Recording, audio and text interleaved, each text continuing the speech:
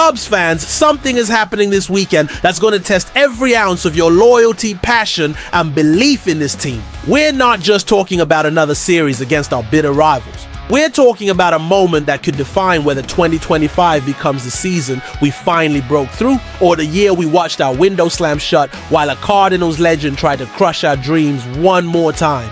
Picture this, you're sitting in the bleachers watching the Cubs battle for first place, knowing that every swing, every pitch, every managerial decision could be the difference between October glory and another winter of what-ifs. Now imagine looking across the diamond and seeing a familiar face in that red Cardinals uniform. Not as a player this time, but as the ghost of rivalries past coming back to haunt us when we need every advantage we can get. The mathematics are brutal, Cubs fans. We're 66-48, sitting just 4 games behind Milwaukee.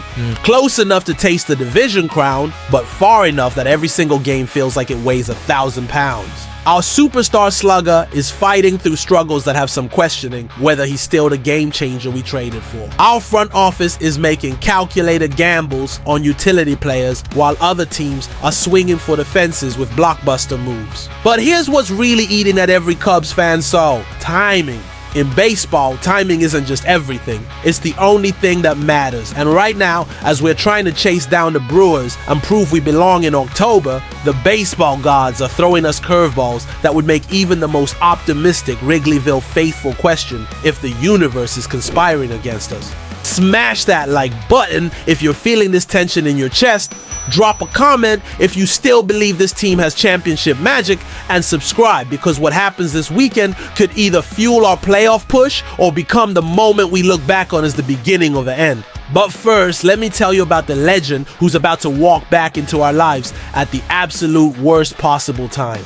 The name Yadier Molina still sends chills down the spine of every Cubs fan who lived through the dark years, who watched this Cardinals icon torture us for nearly 2 decades, who saw him call pitches and frame strikes and throw out our base runners like he was born to break Chicago hearts. Well, Cubs fans, he's back. Not as a player, those days are mercifully over, but as something potentially more dangerous, a guest coach for Cardinals manager Oli Marmol. This isn't some ceremonial appearance or feel-good story. This is Yadier Molina, specifically requesting to coach against us, reaching out to the Cardinals organization earlier this season to make sure he'd be in that dugout for this exact series. Think about that for a second. Of all the teams he could have chosen to make his coaching debut against, he picked us. Of all the weekends he could have stepped back into baseball, he chose the one where we're desperately trying to stay in the division race. Anytime you get the chance to have someone like Yadi around your players, you take it, Marmol said, and those words should terrify every Cubs fan. Here's a guy who knows our organization, who studied our players for years, who's got more experience beating us than just about anyone in baseball history. He's not just bringing leadership and presence, he's bringing 2 decades of anti-Cubs intelligence. The timing couldn't be more brutal. The Cardinals are in transition, with speculation swirling about Marmol's future and front office changes on the horizon. And Molina has made no secret of his managerial ambitions. And what better way to audition for a potential Cardinals managing job than by helping beat the Cubs when it matters most? This isn't just about one series. This is about a legend trying to write one more chapter in the Cubs-Cardinals rivalry, and we're the ones who have to suffer through it. But here's what makes this weekend even more agonizing. While Molina is plotting our downfall from the Cardinals dugout, our own team is dealing with internal questions that could determine our entire season. Kyle Tucker.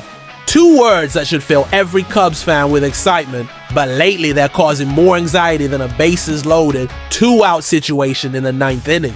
Our $30 million rental, our supposed missing piece, our answer to finally getting over the hump, he's struggling at exactly the moment we need him most. Craig Counsell keeps telling us not to worry, that Tucker is missing some pitches he feels like he should hit, that it's just a fine line of hitting in the big leagues. But Cubs fans, we've heard this song before. We've watched stars struggle at crucial moments. We've seen promising seasons derail because the guys we counted on couldn't deliver when the calendar turned to August and every game started feeling like Game 7.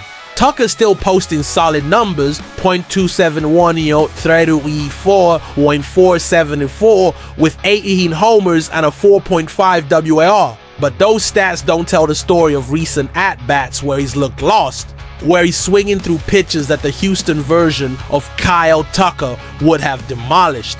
That finger injury from earlier in the season might be more lingering than anyone wants to admit, or maybe it's just the pressure of playing for a new organization in a contract year. The brutal reality is this: Kyle Tucker is probably gone after this season. He's gonna test free agency, and unless Tom Ricketts opens the vault in ways he's never done before, we're looking at a one-year rental that cost us valuable prospects. That makes every Tucker at-bat feel like borrowed time.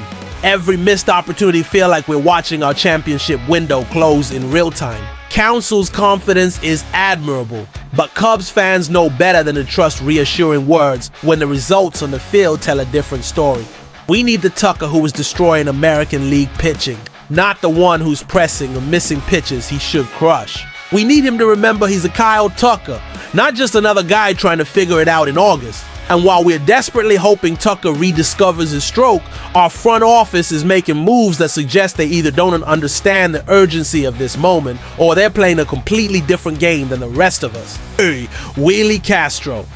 That's the name Cubs management wants us to get excited about, while teams like the Dodgers and Yankees are acquiring game-changing superstars. Don't get me wrong, Castro's versatility is impressive. Starting 4 games in 4 different positions in over 100 years is a cool stat for the trivia books. But Cubs fans, let's be honest about what this really represents. While other contenders were making splashes that shook the entire league, we traded for a utility player hitting .242 with 10 home runs. While teams with similar championship aspirations were mortgaging their futures for proven impact players, we played it safe and hoped that depth and versatility would somehow make up for lacking the star power that wins playoff series. GM Carter Hawkins talked about having responsibility to the 2025 Cubs, but also the 2032 Cubs. And that's exactly the kind of long-term thinking that drives Cubs fans absolutely insane when we're sitting 4 games out of first place with our rental superstar struggling and Yadier Molina plotting against us from the Cardinals dugout. It takes some discipline, Hawkins said about not making bigger moves. But Cubs fans have been disciplined for over a century. We've been patient through rebuilds, and patient through development years, and patient through trust the process seasons. At some point, discipline becomes an excuse for not having the courage to go all in when the moment demands it. The cruel irony is that Willie Castro might actually help us. His ability to play multiple positions could be valuable in October, assuming we get there.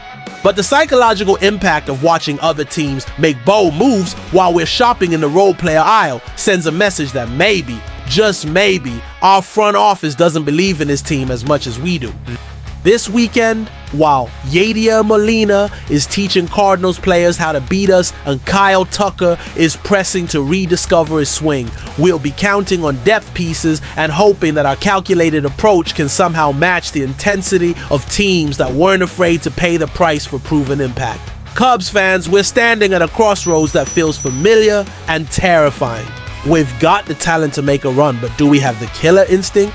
We've got the opportunity, but do we have the urgency? We've got the hope, but do we have the belief that this organization will do whatever it takes to capitalize?